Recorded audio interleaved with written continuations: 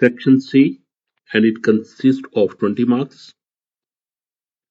Each question consists of 5 marks. Question number 3. Write down the significance of an operating system. Also describe the following functions: file management and memory management. Operating system. Significance of an operating system.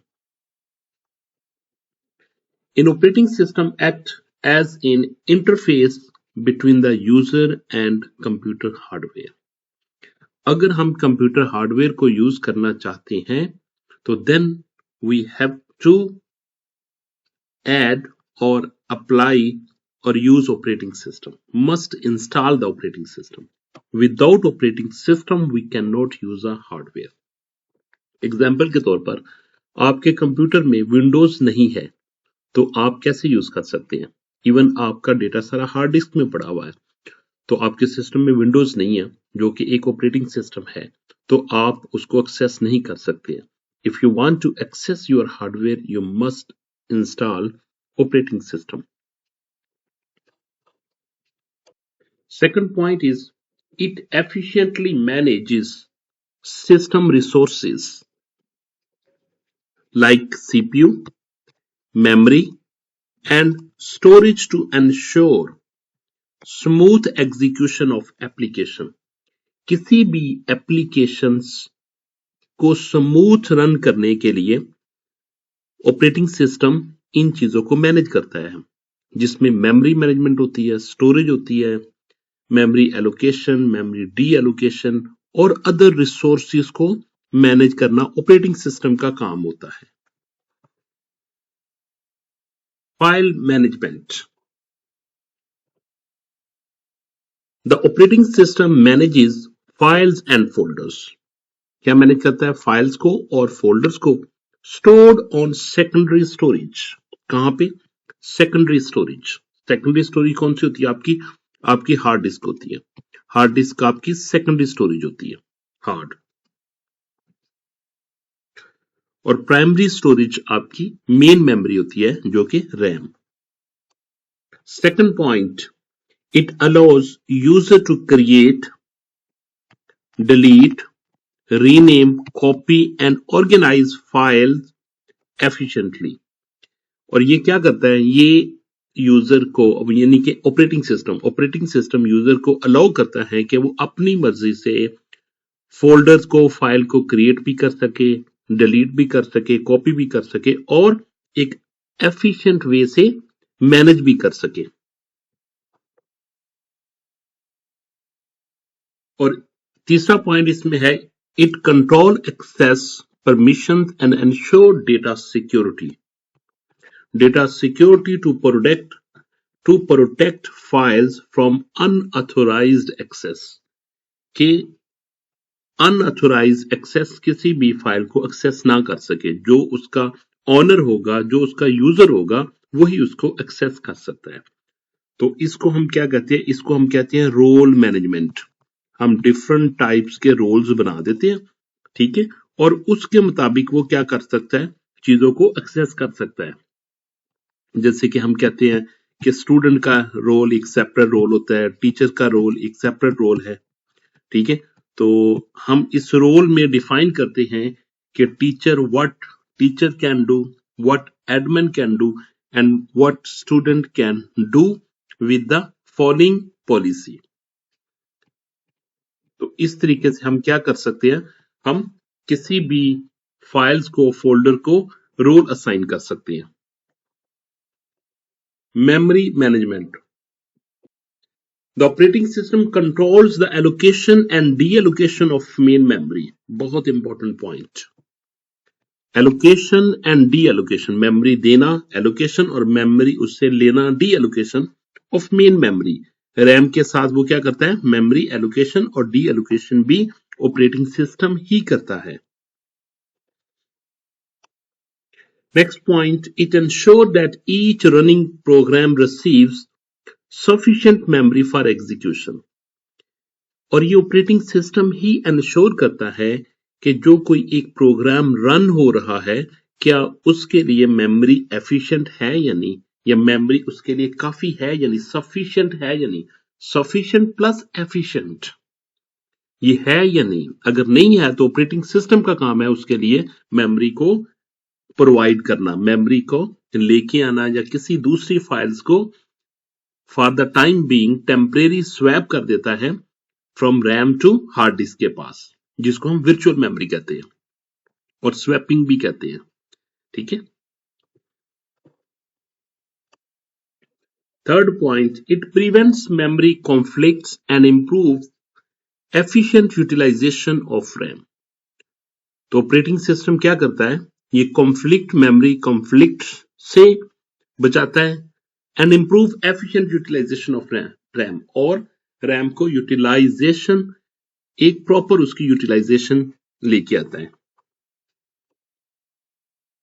इसका alternative question है, discuss any 5 components of digital literacy with 1 example of each.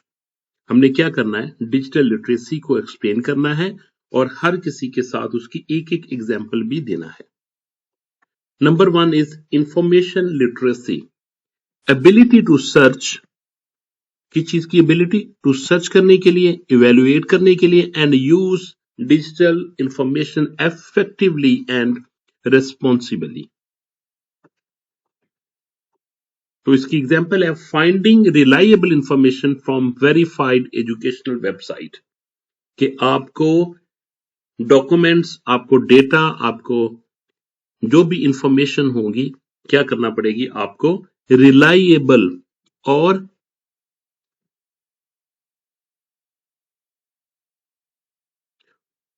Trust worthy website से ही डेटे को copy करना होगा, या वहां से ही information आपको पिकअप करनी होगी, तो फिर आप उसको यूज कर सकते हैं।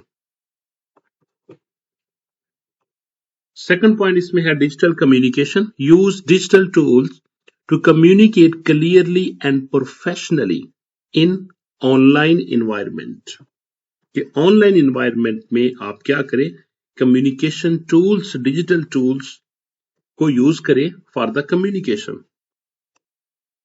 Example is sending formal emails और पार्टिसिपेटिंग इन ऑनलाइन मीटिंग्स, जैसे कि ऑनलाइन मीटिंग्स अटेंड करना, ऑनलाइन कॉन्फ्रेंसेस अटेंड करना, तो प्रेजेंटेशन आप ऑनलाइन देते हैं, तो ये सारी की सारी क्या है, कम्युनिकेशन, डिजिटल टूल्स हैं जो कि यूज किए जाते हैं for communication.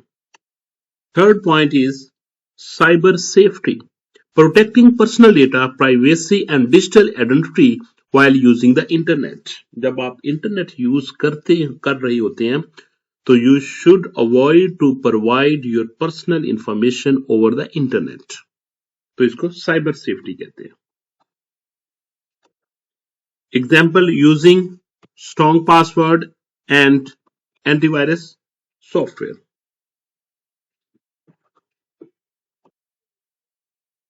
Next point is digital ethics, using technology responsibly by following ethical and legal guidelines। Example, respecting copyright laws and avoiding plagiarism।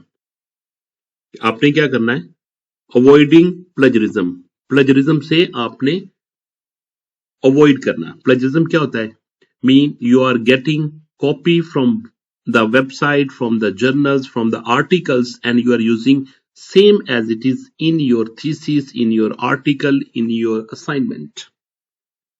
तो आप क्या करें, आप वहां से इंफॉर्मेशन ले सकते हैं और लाजमी लेनी चाहिए और वहां से ही इंफॉर्मेशन लेते हैं, but you have to change, you have to rephrase in your own words and acknowledge the source, this is the good way. Technical skills, ability to operate digital devices, software and application efficiently। तो आपको technical skills आनी चाहिए जिसमें आप क्या कर सके, digital devices को यूज कर सके। एग्जाम्पल के तौर पर word processing, spreadsheet software, office management, ये सब के सब बेसिक टूल्स हैं जो you must know about them how to use it. Question number 4. Identify the use of searching algorithm. Compare the linear search with the binary search algorithm. मैंने binary search algorithm और linear search के बारे में भी video बनाई हुई है, आप चैनल में जाकर देख सकते हैं, डिटेल वीडियो है उसके बारे में. Use of searching algorithm. Searching algorithm क्या होता है कि आपने कोई एक की, कोई एक वर्ड, कोई एक नंबर सर्च करना होता है फ्रॉम अ गिवन लिस्ट में से, फ्रॉम गिवन अ रिकॉर्ड में से, फ्रॉम गिवन अ बुक में से. A searching algorithm is used to find the location or existence of a required item or data in a list or database efficiently. Efficiently से efficiently वे से क्या मुराद है? Efficiently वे से मुराद ये है कि जब आप उसको सर्च करें तो वो टाइम टेकन ना हो, वो आपको आंसर क्विकली आंसर प्रोवाइड कर दे with less number of comparison के साथ. One point is linear search. Linear search क्या होती है? Searches element one by one from the beginning of the list. इसको हम लिनियर सर्च कहते हैं. फॉर एग्जाम्पल, एक मेरे पास लिस्ट है, सपोज आप कर लीजिए कि इसमें 10 एलिमेंट्स है. 10 एलिमेंट्स हैं, 1 2 3 4 5 6 7 8 9 और 10. 1 2 3 4 5 6 7 8 9 10 11 है. कोई बात नहीं, 0 से स्टार्ट करेंगे, ये 10 तक चला जाएगा. 1 2 3 4 5 6 7 8 9 10. अब देखिए यहां पे क्या है कि मैंने एक नंबर फाइंड आउट करना, सर्च करना है. नंबर मेरे पास है 10 20 30 35 41 45 47 70 5 3 2. अब मुझे क्या करना है? मैंने फाइंड आउट करना है. तो मुझे क्या करना पड़ेगा? मुझे 2 को पहले इसके साथ चेक करना पड़ेगा, फिर 2 को मुझे इसके साथ चेक करना पड़ेगा, फिर 2 को मुझे इसके साथ चेक करना पड़ेगा, फिर 2 को मुझे इसके साथ चेक करना पड़ेगा. तो मुझे कितने कंपैरिजन करने पड़ेंगे? वर्स्ट केस में मैं वर्स्ट केस की बात कर रहा हूं, तो क्योंकि हमने जब भी एल्गोरिथम लिखना होता है, हमने वर्स्ट केस को डिस्कस करना होता है कि वो ज्यादा से ज्यादा कितना टाइम लेगा. तो ये कितना लेगा? ये कितने कंपैरिजन करेगा? ये कंपैरिजन करेगा 11 कंपैरिजन करेगा. 11.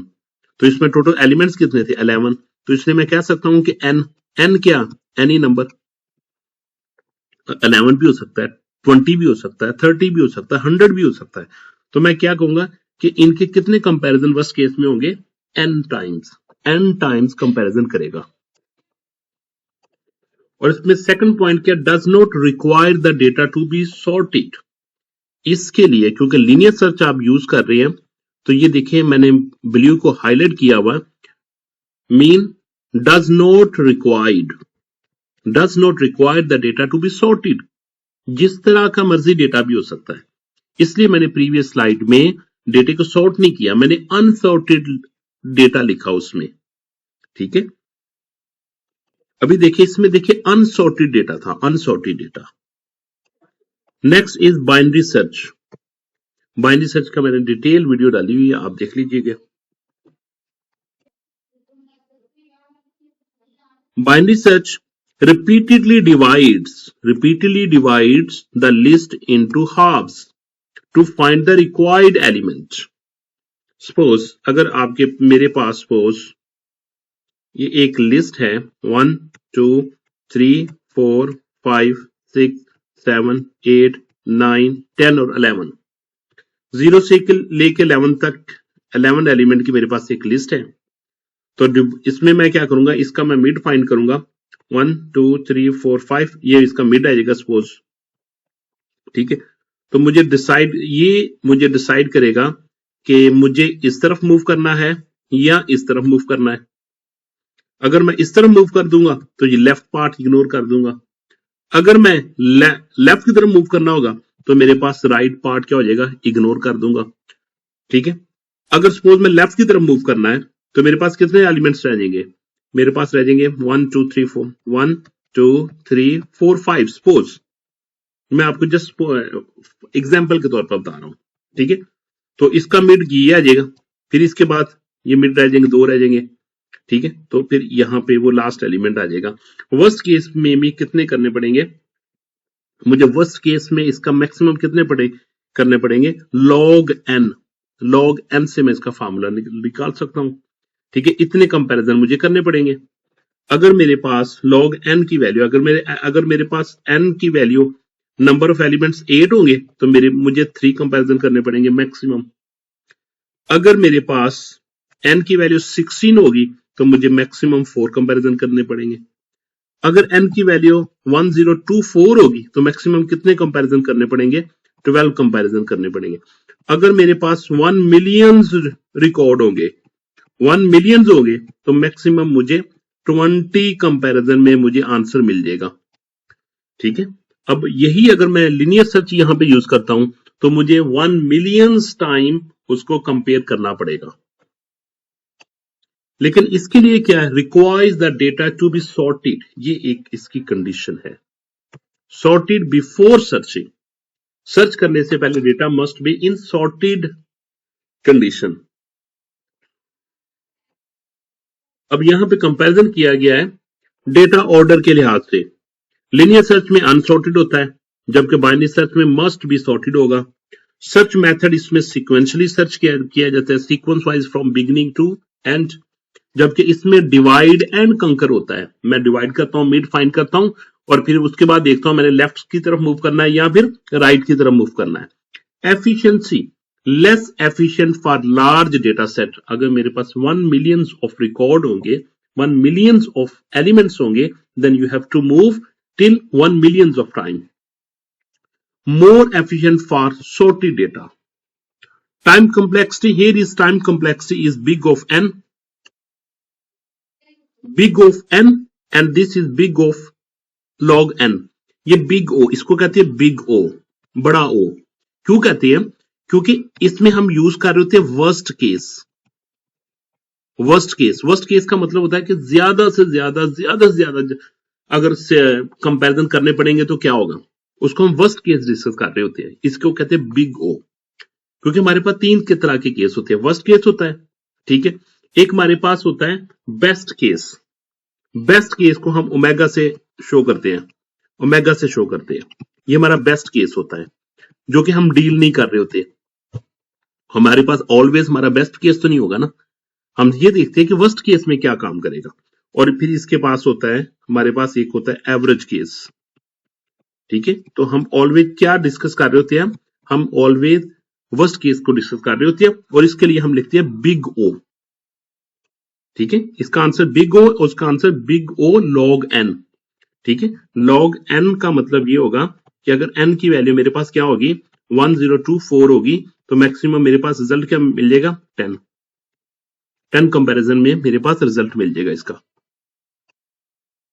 Next alternate question is suggest any 5 effective strategies to combat online hate speech. Number 1, promoting digital awareness and education about respectful online behavior on social media. कि आपको क्या करना चाहिए ऑनलाइन, आपको सोशल मीडिया पे एक रिस्पेक्टफुल वे से बात करनी चाहिए। Number 2, encouraging users to report hate speech on platforms such as Facebook and Instagram. अगर आप देखें कोई ऐसा वल्गैरिटी वाली चीज बताता है जो कि आप उसको अच्छा नहीं समझते, तो then you have to report it. Third point is enforcing strict community guidelines and platform policy. आपको जिस प्लेटफॉर्म पे आप बात कर रहे हैं या कमेंट कर रहे हैं तो आपको उसके कम्युनिटी गाइडलाइन को you must follow it. And using automated moderation tools and AI system to detect and remove harmful content. supporting victims by providing legal guidance and emotional assistance. Question number 5. How do IoT and blockchain work together to improve cybersecurity? Support your answer with any 5 suggestions. Blockchain provides decentralization, reducing single point of failure in IoT networks and improving security. Yes, blockchain provide decentralization. Blockchain क्या provide करती है? Decentralisation और reducing single point of failure in IoT networks and improving security. इसमें security improve होती है और उसके failure के चांसेस बहुत कम होते हैं. Number 2, and it ensures tamper proof storage of data generated by IoT devices, making hacking more difficult. और इसमें हैकिंग almost impossible होती है. Third point is each transaction is recorded in blocks. किसमें होती है? Blocks की फॉर्म में होती है. Allowing unauthorized changes to be easily detected. और आप उसमें changing नहीं कर सकते easily. It takes time. It's very difficult to. You can hack the system. Blockchain enables secure device authentications, allowing only trusted devices to communicate. Smart contracts automatically enforce security rules and control access, reducing misuse. Alternate question is, how are HTML, CSS, Cascade style, JavaScript, Python, and PHP categorized into front-end and back-end development? Provide one reason for each. सबसे पहले HTML देखते हैं हम. HTML stands for Hypertext Markup Language. Is a front-end technology because it defines the structure of the web pages, website. क्योंकि इसमें हम structure discuss कर रहे होते हैं कि वेब पेज का स्ट्रक्चर कैसे नजर आएगा, किस तरह का होगा, इसका हेडर कहाँ पे होगा, फुटर कहाँ पे होगा, मेन्यू कहाँ पे होगा, नेविगेशंस कहाँ पे होगी, सारी की सारी चीजें. और यूजर इसको क्योंकि देख सकता है तो we can say this is belongs to front end. Second one is CSS is a front end technology. कौन सी टेक्नोलॉजी है? Front end. क्यों? Because it controls the layout and visual appearance of web pages. ठीक है. Front and क्या है? ये देखिए, ये आपके पास फ्रंट एंड है, ये आपके पास यूजर है. अब यूजर क्या कर सकता है? यूजर जिसके साथ इंटरेक्शन कर सकता है, यानी यूजर इसको चेंज कर देख सकता है, ऐड कर सकता है, इसमें डेटा एंट्री कर सकता है, तो ये इसका फ्रंट एंड होगा. ठीक है. और इसके साथ ये बैकएंड पे होता है, डेटाबेस इसके बैकएंड पे आ जाती है डेटाबेस. और ये जिसके साथ इंटरेक्शन होती है डायरेक्ट, वो बैकएंड होती है. ये बैकएंड पे आ जाता है और ये फ्रंट एंड पे आता है, जिसमें यूजर डायरेक्टली इंटरेक्ट कर सकता है फ्रंट एंड के साथ. जिसके साथ यूजर डायरेक्ट डेटा लिख सकता है, राइट कर सकता है, अपडेट डिलीट कुछ भी कर सकता है, वो आपका फ्रंट एंड होता है. और जो बैक एंड पे होता है वो आपकी डिफरेंट टेक्नोलॉजीज होती है. जस्ट लाइक डेटाबेस, यूजर वहां पे डायरेक्ट नहीं पहुंच सकता. Third point is JavaScript is mainly a front end technology because it adds interactivity and dynamic behavior for users. Note, it can also be used on backend using Node.js. तो ये mainly JavaScript front end के तौर पर use की जाती है, but some cases we can also use it as a backend, just like in Node.js. Python is a backend technology because it handles server-side logic and data processing. क्यों backend पे है? क्योंकि ये server side logic and data processing पे काम करते हैं. Server कैसे उसको डेटा लेके आएगा, सर्वर के साथ कैसे इंटरेक्शन होती है, उसके लॉजिक को हैंडल करने के लिए we are using Python. It's a backend technology. Next one is PHP. PHP is a backend technology because it manages database interaction and server side scripting. ये सर्वर साइड स्क्रिप्टिंग के लिए भी use की जाती है, सर्वर साइड लॉजिक के लिए भी यूज की जाती है, और डेटाबेस इंटरेक्शन के लिए भी यूज की जाती है, that is called PHP and it's a back and programming language. Question number 6, consider the following table and write down the SQL queries. Retrieve all students who scored more than 80 marks. Find the average marks of students in the table. Get the name of the student from Quetta or Lahore. Count the number of students in each grade. Retrieve students sorted by mark in descending order. We'll write the. ये आपके पास table given है। अब इस table से हमने क्या करना है, क्यूरीज लिखनी है। इस टेबल से हमने डेटा को एक्सट्रैक्ट करना है through query. Students who scored more than 80 marks, हमने क्या करने हैं, हमने वो स्टूडेंट शो करने हैं जो कि 80 मार्क्स, जिन्होंने मोर देन 80 मार्क्स लिए हुए हैं। ठीक है, more than 80 marks, not equal to. ठीक है, तो हमने क्या करने हैं, हमने यहां पे कंडीशनल स्टूडेंट करने हैं, सारे स्टूडेंट शो नहीं करने। तो इसके लिए क्या लिखूंगा मैं, सेलेक्ट जो कि मुझे जोन सी वो चीजें को सिलेक्ट करना है। सेलेक्ट एस्ट्रिक, ये कॉलम के नेम होते हैं।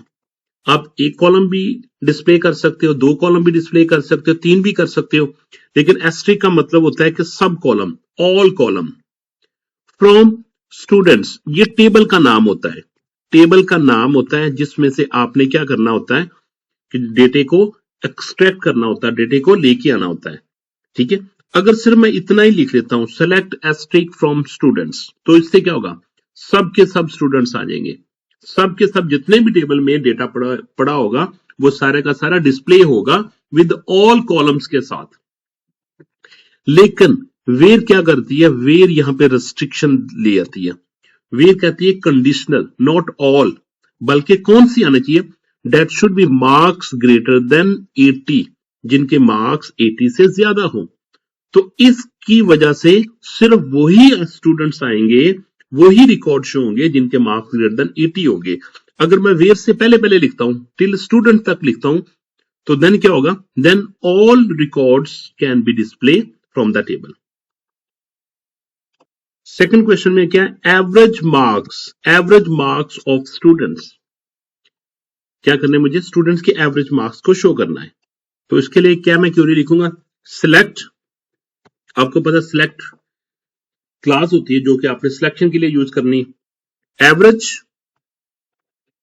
एवरेज निकालनी, एवरेज इसका बिल्ट इन फंक्शन है। मार्क्स इसमें कॉलम है टेबल में। Select average marks from students, ये उसके टेबल का नाम क्या, स्टूडेंट्स। ठीक है, तो वहां पे एवरेज मार्क्स का वो क्या कर देगी, वो एवरेज मार्क्स हमें शो कर देगी। Names of students from Quetta और लाहौर, कि मुझे क्या चाहिए, मुझे स्टूडेंट्स के नाम चाहिए जो कि या तो कोयटा से हो या फिर लाहौर से हो। और ठीक है, तो मुझे इसके लिए क्यूरी क्या लिखनी पड़ेगी, मैं सिलेक्ट क्लास यूज करूंगा। नेम, क्योंकि मुझे नेम चाहिए थे इसलिए मैंने नेम लिखा। अगर मैं एस्ट्रिक लिखता हूं तो इसमें सब के सब कॉलम आ जाएंगे, लेकिन क्योंकि क्वेश्चन में नेम्स लिखा हुआ तो मैं जस्ट लिखूंगा कॉलम का नाम जिसमें नेम लिखे हुए हैं। फ्रॉम स्टूडेंट्स, ये टेबल का नाम है, टेबल नेम। अब देखिए, अगर मैं सिर्फ इतना ही लिखता हूं, सेलेक्ट नेम फ्रॉम स्टूडेंट्स, तो मुझे इस टेबल के सब स्टूडेंट्स के नेम्स शो हो जाएंगे, वो डिस्प्ले कर देगा। लेकिन वेर क्या करेगा, वेर कंडीशन अप्लाई करेगा, कंडीशनल रिकॉर्ड शो करेगा। किसके लिए, सिटी इक्वल टू कोयटा और सिटी इक्वल टू लाहौर, या तो कोयटा से होगा या फिर लाहौर से होगा, और आएगा। ठीक हो गया, ये क्वेरी लिखी गई। Next, count the number of students in each grade, her grade में आपने क्या करना है, नंबर ऑफ स्टूडेंट्स को काउंट करना है। तो इसके लिए मुझे क्या क्वेरी लिखना पड़ेगी, select grade, count asterisk from students, table name is students, and group by grade, वो हर ग्रेड में से वो क्या करेगा, वो काउंट करेगा। ओके, काउंट एस्टिक, वो काउंट क्योंकि बिल्ट इन फंक्शन है count, just like average, AVG also a built in function, count is also a built-in function. Okay, when you will write a count, they knows that what is the purpose of count and what functionality extracted behind of this count. Next, students sorted by marks in descending order. Student के marks show हो in descending order, mean पहले higher marks, then lower marks, then again lower marks. Select asterisk from students order by marks. Order by marks. अब ये marks के लिहाज से लेके आएगा ऑर्डर, ठीक है। अगर ऑर्डर बाय नेम्स कह देंगे तो नेम्स में जो लेटर लिखे हुए हैं वो लेटर के लिहाज से ऑर्डर लेके आएगा। Next, ascending order, descending order, descending order, DESC, descending order. और अगर आपने असेंडिंग ऑर्डर में शो करने हो तो आपको लिखना पड़ेगा ASC, असेंडिंग ऑर्डर। ओके, ये डिसेंडिंग ऑर्डर और ये ascending order. Ascending order means आप simple example 1 2 3, descending order means 3 2 1 so on. Alternate question is Technova Solutions SaaS projects its financial growth based on revenue growth 50% annual increase, expense growth 30% annual increase, and answer, what strategy can be Technova implemented to maintain revenue growth if customer acquisition shows down, if expenses grow higher than 30% per year, what if numerical risk might be business faces? Revenue strategies. Any three strategies to maintain revenue growth. Number one is improve customer retention by enhancing services quality and long-term customer satisfaction. Customer को happy करके आप क्या कर सकते हैं, ये retain कर सकते हैं। सेकंड में आप क्या कर सकते हैं, second point, introduce up selling और premium plans to increase average revenue per customer. तो आप अपसेलिंग के लिहाज से और प्रीमियम प्लान ऑफर करके भी आप क्या कर सकते हैं, इंक्रीज एवरेज रेवेन्यू को इंक्रीज कर सकते हैं। Third point is expand into new markets or introduce innovative features to ensure business sustainability. Or question B, part B, any two financial risk if expenses grow above 30%. How you can control it? Number one, reduced profit margins affecting overall financial sustainability. Number two, cash flow shortage leading to difficulty in meeting operational expenses. Cash flow shortage हो तो इससे क्या होता है कि operational expenses को meet नहीं कर सकते. Last and third point, increase dependency on loans or external funding creating financial pressure. This is a complete paper. Student, if you will face any difficulty, please write me in comment. I will create another video on your said problems.